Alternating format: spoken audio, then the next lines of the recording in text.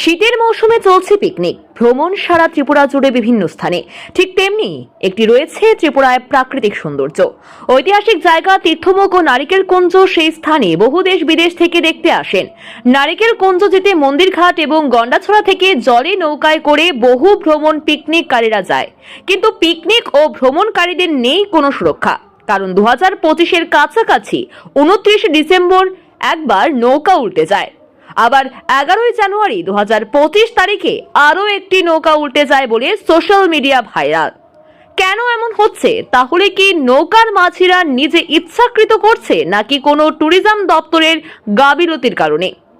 কারণ হাতে মাত্র 1-2 দিন বাকি রয়েছে, তীর্থমুখে ঐতিহাসিক মেলা আছে। সেই মেলায় গিয়ে যদি নারিকেল কুঞ্জতে নৌকায় দিয়ে যাওয়া হয়, যাত্রীরা কতটুকু সুরক্ষায় থাকবে সে নিয়ে এখন সকল জনগণ, ট্যুরিজম দপ্তর এবং ত্রিপুরা সরকারের দিকে নজর।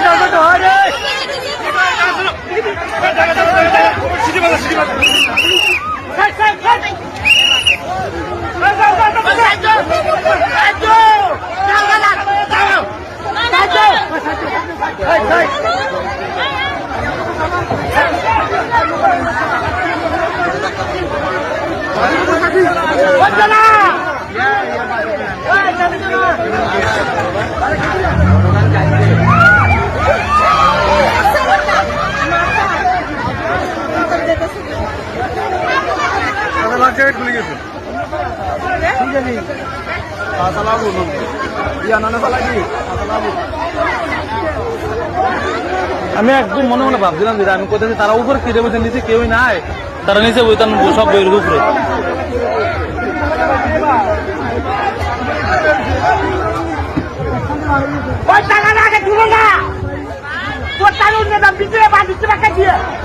তোর